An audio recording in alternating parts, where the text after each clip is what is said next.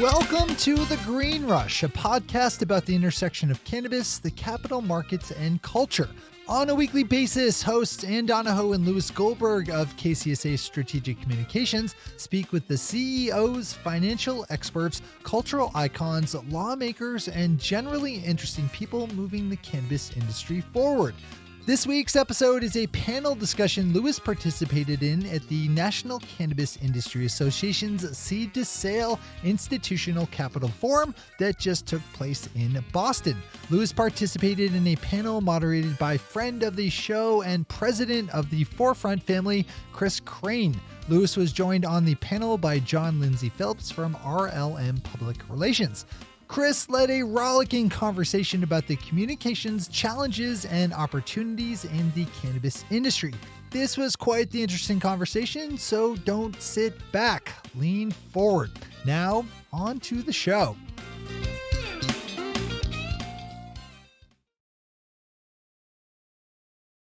Thank you for those of you who have stuck it out. Very cool. So we're not going to do it sort of presentation style. I figured it's a 30-minute quick panel for a devoted few. So just do it sort of conversation style. For those who don't, do I know everybody out here? I don't. Whatever would add the most value for the 7 people we have in the room, right? Yes. So my name is Kris Krane. I'm the president and co-founder of Forefront Ventures. We're a multi-state operator in the space, operational currently in 5 states, well, operational in 4, licensed in 5 states, and about to be 9. And we are doing quite a bit in the PR space. Actually, we work very closely with KCSA and Louis and his team.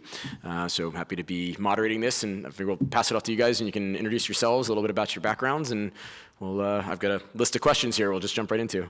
Great. All right. Well, thanks again, everyone, for sticking around for this. So, I'm John Lindsay Phillips. I'm the executive director of RLM PR. We're a full-service, top-shelf, New York City-based PR firm.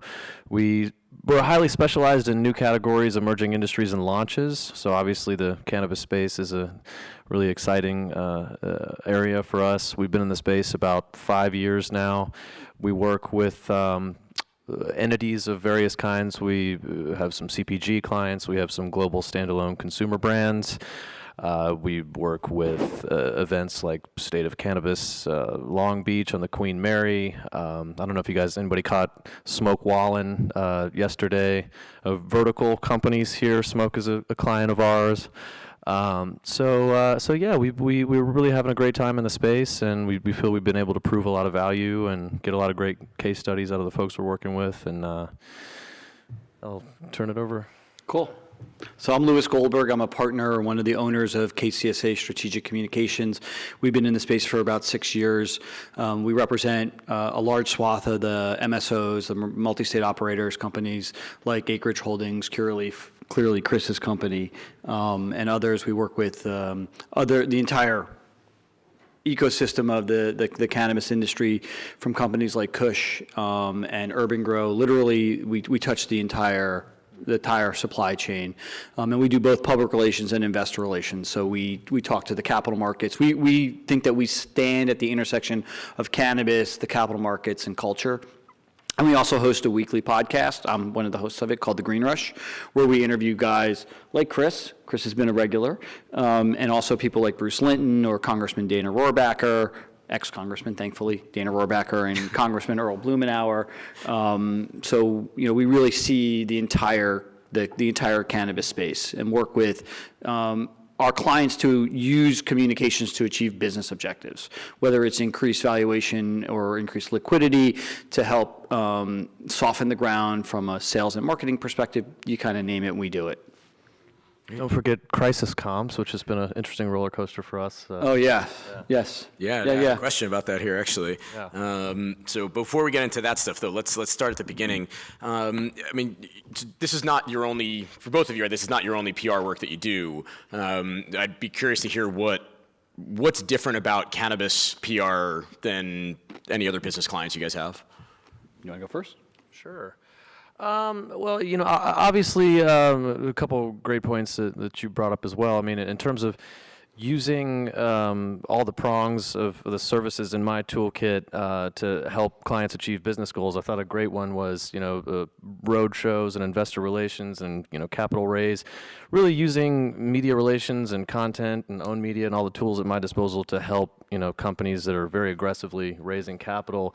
That's true for any sector, technology, new media, biomed, whatever, but especially in this space. I find that it's really exciting for our clients to understand just how effective we can be in helping achieve some of those goals. And then obviously you've got a highly regulated landscape, so Oddly regulated. Oddly and highly, and that's another consideration, obviously, with marketing materials and campaigns of any scope.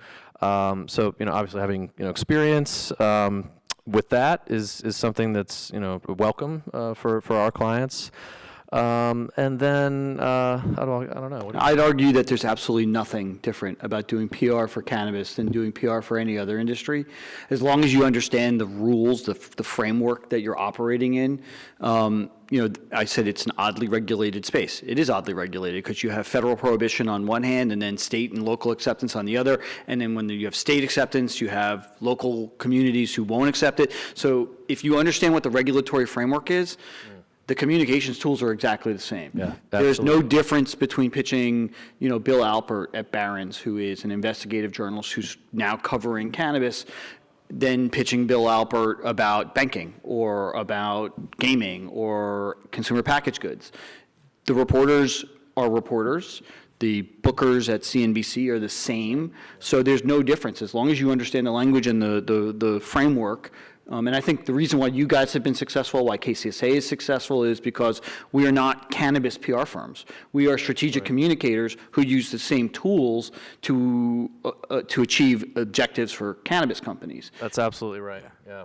It's all about the tools and the networks, right? Yeah, and it's not even necessarily the network. Like when we started 5 years ago, there were no cannabis reporters. There were no beat reporters at CNBC. Right, you guys helped turn them into those, right? Encouraging outlets And to so did establish Gretchen, a beat actually. is actually very important. Yeah, I mean, that's something that we do, and that's a sector agnostic best practice for us, right? Yeah. Whenever I mentioned emerging industries and new categories and launches, we are in the business of encouraging outlets to understand that there is a beat that, for whatever reason, they haven't been able to establish yet. So I mean, we're in the podcasting space at RLM. We work with the world's leading independent podcasting company, Wondery, who just launched Over My Dead Body yesterday. You should check it out. It's the new Dirty John. Oh, awesome! I'm going to listen to it on my drive up to Vermont tomorrow. Do it. But to your point, I'm always trying to lean on a new player at an outlet. Like we helped Fast Company get off their ass and realize they need to establish a podcast beat. We're literally going around to folks that really should be on top of this and encouraging them to get their act together. Yep. And I think you're exactly right. I mean, there's a slate of programs and services and best practices that, if we were talking about, marketing and PR campaigns for any sector, I would want to say, well, let's check off all these boxes that have nothing to do with the cannabis space and make sure that, our clients are doing those things first. And generally, every industry thinks they're unique and different, and they are. It's like I love all my children the same, right? But every industry has the same business objectives. Yeah. Sell product. If you're a public company, increase liquidity or valuation. Brand awareness, brand architecture. Yeah, right, totally. Whatever it is, recruit and retain employees, soften the groundwork for M&A. Yeah. Well, all those objectives are the same for CPG, for pharma, for banking, and for cannabis. Well, to your point, the relationships are key there too, right? So there's going to be different names and faces that you're going to want your firm. Again, it's all helpful for guys like us to understand, who you guys are and what you may or may not be looking to achieve with marketing communications. But when it comes to the digital virtual Rolodex of folks, I mean that is a factor, but to bring it all back home, it's that's secondary to everything else that we're talking about. Yep. I mean, the relationships are going to be there with the firm that's going to get the other piece right. They're going to know the right people. So you've both been in this for a few years now. What have you seen changed in terms of the PR landscape when it comes to cannabis companies? I'll answer it two ways. The first, on the media side, there's a lot less tittering behind their hand saying, this is a weed company. right? They are starting to understand that you're a business, right? You are a multi-million dollar, and many of these companies that are here are multi-billion dollar valued companies. They have to be treated that way. So you start seeing less of the snickering, less of the silly headlines, and much more serious analysis. I mentioned Bill Alpert.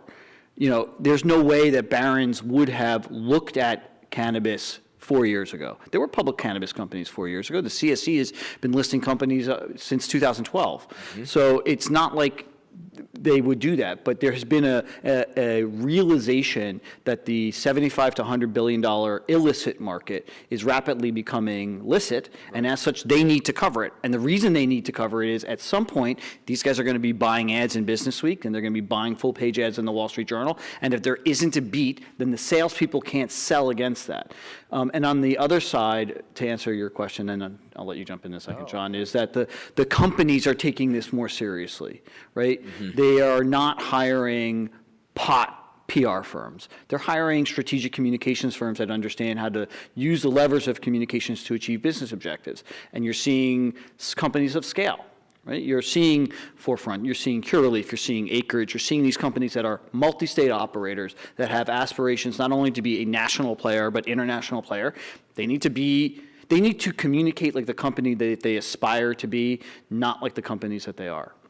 Yeah.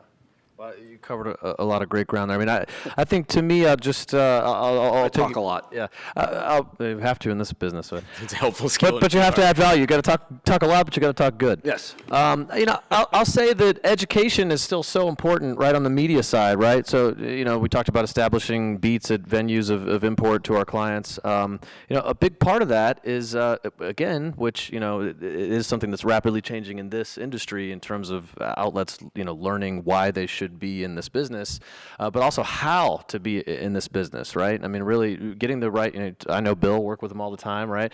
I mean, there are a lot of very senior reporters who are, on a crash course to really add value and fundamentally understand where their voice can, enhance these conversations.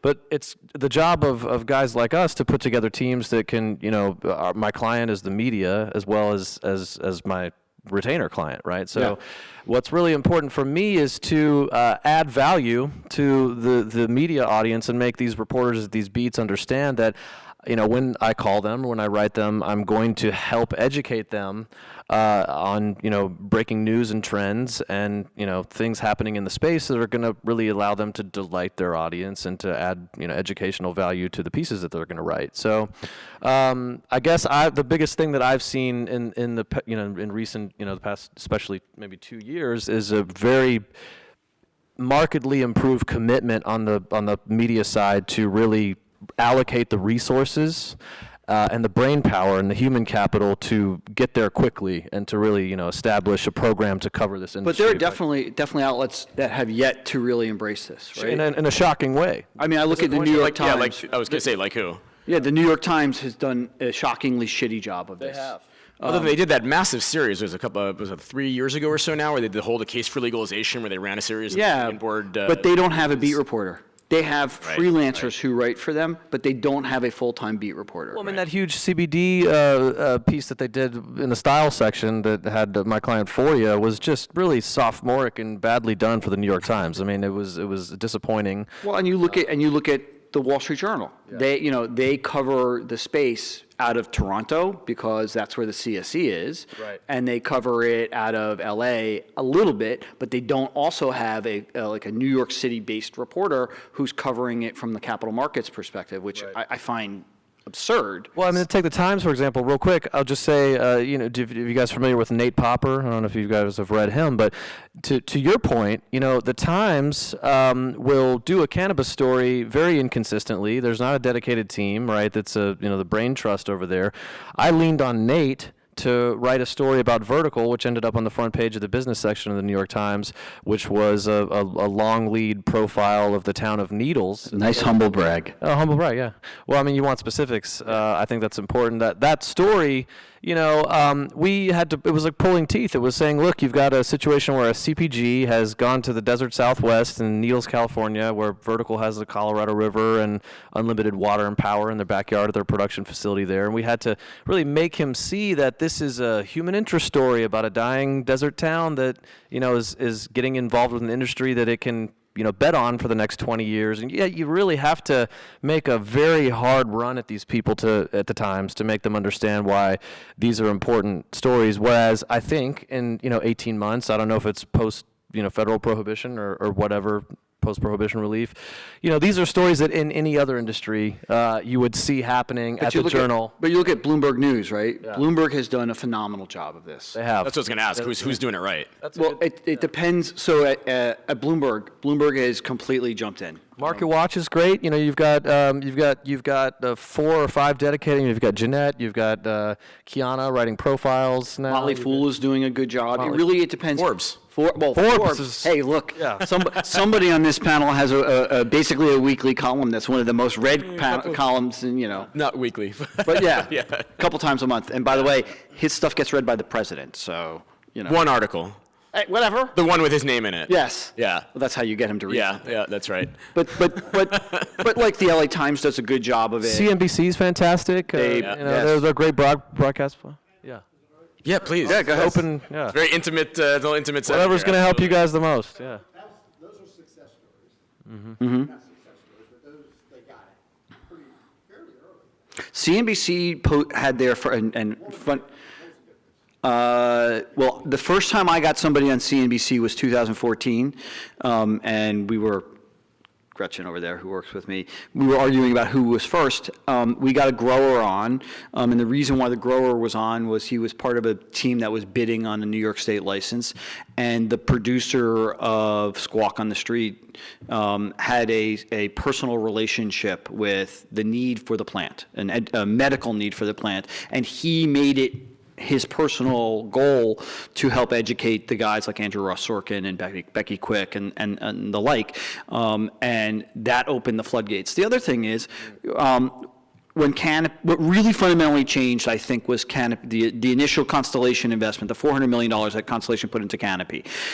When you have a Fortune 500 company that is investing hundreds of millions of dollars, that made the business financial press sit up and say, okay, this is serious shit, right? And then when Canopy listed, Aurora listed, Kronos listed, Tilray listed on the New York Stock Exchange and the NASDAQ, they're like, okay, these are multi-billion-dollar companies. We have to pay attention. And if I can piggyback, I'd like to talk about, to your question, folks who are doing a bad job. But just like with PR, and in any sector, you made a point about evangelical champions that have a vested interest in seeing their outlet cover for personal reasons, human interest or whatever.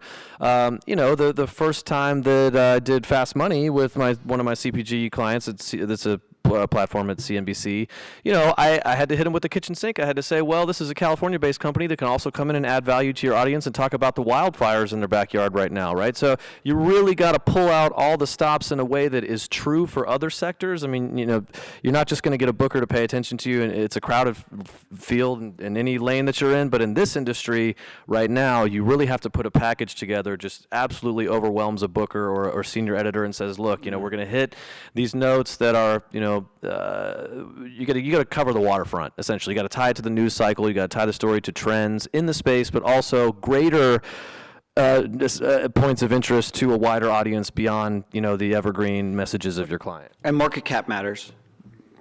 Big time. If you're a public company on the CSE, you must have a $700 million market cap. Mm-hmm. You don't, you're not getting on CNBC, you're not getting on Fox Business, you're not getting on Bloomberg. It's actually easier to get on as a private company than as a public company because the outlets don't want to pop the stock, right? So if you have a great story, a company that's just killing it and has a $300 million market cap and they're sitting there, on Fast Money or Kramer, and the stock will pop 50%. And the bookers don't want to see that. The producers don't want that to happen. 10% is cool, right? 10% move is fine. 50%, it could be 100%. They don't want that. You should check out the street. If I don't know if you guys read thestreet.com, which is associated with Kramer and the Journal, but they've actually done a fantastic job. At least that targets a different audience, right? The street targets a retail audience, right? And CNBC would say that they're an institutional audience. Say they're an institutional audience. All right, so $700 million valuation get on CNBC. I'm gonna hold you to that in a couple months, though. No problem. All right. Done. I'll do. Trust me. You're not the only one of my clients who says I know. I don't give you a hard time too often. I deserve it. All right, silly question, but you brought it up before. What is the worst pot pun you've seen in print? Oh God. Oh my God.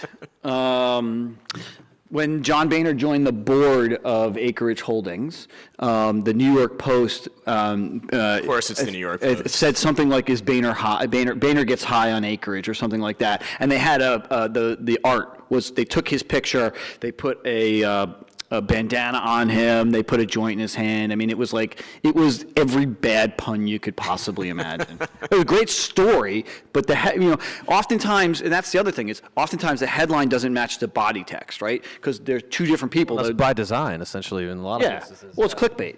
Yeah. Right, but the headline writer is not the journalist. The journalist doesn't write the headline, so you'll get stuff like that. What is the silliest one you saw? So I'll give you two. I'll give you a case, and then it also speaks to another question, which is venues that are covering our industry, well and not, and in between. So Business Insider, great reach, a fantastic venue overall, I would say. Mm-hmm.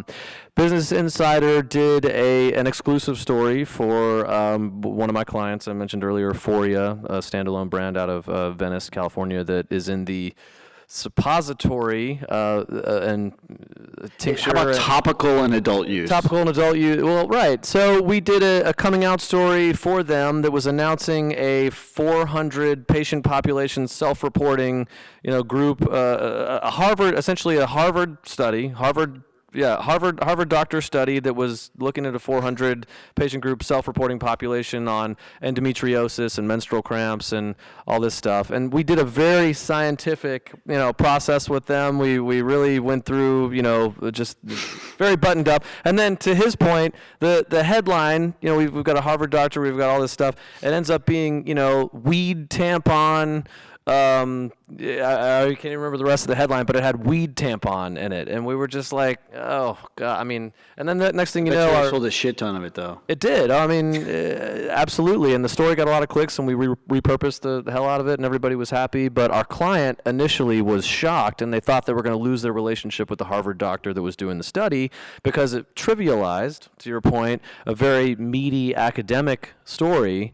And undercut it in a way that, once you read the article, you were like, this is a great academic story that adds a lot of value on a lot of fronts, but the headline didn't really tell that story. So, yeah, we got a few more minutes, so it's going to open up to more questions here. So Berenson made a bunch of this guy who wrote a book. Yeah. It was all over the place. Yeah. What do you guys think about how do you get that? Well, he has that because he was a former New York Times reporter, so he was able to get that. He has all those relationships. And on the other side, he made a really weakly argued argument that goes against the trend, right? He wrote a man bites dog piece on cannabis where all of the news has been, for the most part, positive for the last 5, 6, 7 years, basically since 2012, when Colorado and Washington voted for adult use. It's been a freight train. So he said, I'm going to step in front of the freight train, and I have the contrarian story. Yeah. That's exactly right. Yeah. That's Well, what there have been virtually no books written by quote unquote credible people on the negative side of this issue in a long time. because they're full of shit. Right, because exactly. Yeah. Yep. And he is a New York Times best-selling author for murder mysteries, right? And he has standing as an investigative journalist. And his story behind this book was, I did all this research because of my wife. Right. Well, and Malcolm Gladwell jumping on helped really boost that. Yeah. And I know Malcolm Gladwell, and I was stunned by that. I was really sad about that one. I was, but I love his podcast. Yeah. Revisionist history is great. Not as good as the Green Rush, but it's still pretty good. it's all close. Yeah, close second. Anyone else want to jump in here before we wrap up? All right, so then if there's nothing else from the audience, I would ask one sort of final question, which is, if you have to give a prospective client or prospective client, one tip or the most important thing that they need to know when engaging in PR activity, what would that be? So when we start, it's the right question to ask. I'm not going to say it's a good question because, of course, it's a good question. But in framing any public relations program, you have to ask 4 questions. And the first question is, who's the audience I'm trying to influence? What's the call to action? What do I want that audience to do? How much education does the audience need to receive before they are amenable to doing the call to action? And then what does a win look like? Right? You have to know what victory is before you can get there.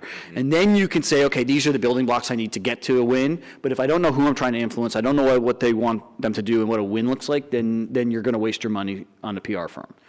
I will dovetail or piggyback on that. So, if you're going to look at what do I need to look for in terms of selecting a firm, or what are my expectations out of a campaign?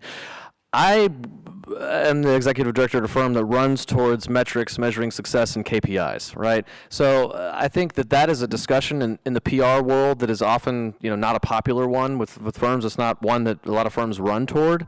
That is something that we run toward because we believe in using these tools to really be able to present tangible, measurable success to our clients and be able to demonstrate how our services directly impacted their business. So I think asking what are the metrics, what are the KPIs, how do we measure success, it's extremely important. Obviously, a lot of this stuff is sector agnostic, but especially key performance indicator. And then I think what dovetailed with what you said is, what are the business goals we're trying to achieve, or what does success look like? And before we measure it, it's, what are we trying to do?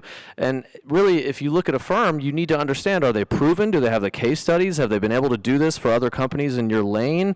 And if so, might there be a conflict there? I mean, do they already have 4 CPG clients, or do they have, 8 CBD clients? Are they going to be able to tell unique, bespoke stories? I don't agree with that, actually. Well, I'll say this. I'll tell you why. Yeah. So David Falk represents the vast majority of the NBA, right? Scott Boras represents the vast majority of Major League Baseball.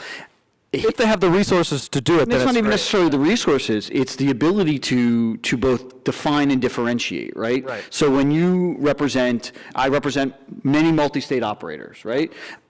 I don't pitch all of them at the same time. You said it, to clarify, can you put a bespoke program together for each one of those Yes. clients that lets them shine individually, even though they're in the same category? 100%. That's what I meant to say. He's exactly right. You can work with a firm that has 8 other CBD clients if you are a CBD company, but you need to understand that they're capable. When I meant the resources, I meant the ideation, the strategy, the human capital on your team to be able to put a bespoke plan together for you that will allow you to succeed in your lane and tell stories that are unique to your firm. So I guess that's the And I mean, the other thing is working for a company with you or with us who has exposure in the space is we know the right people, and we can, if I'm working on a story for a packaging company and I'm talking to the journalist at Bloomberg, I'm also talking to him about 5 or 6 other clients at the same time.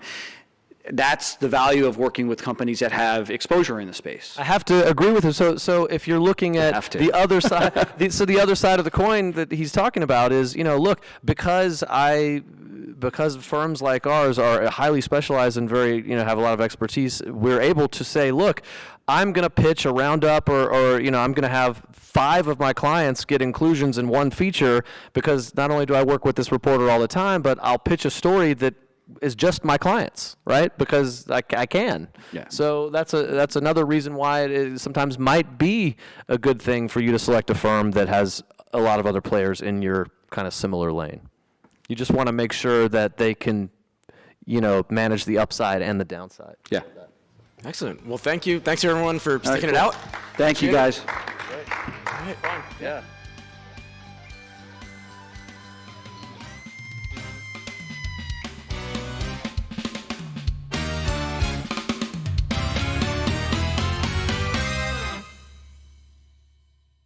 Cannabis.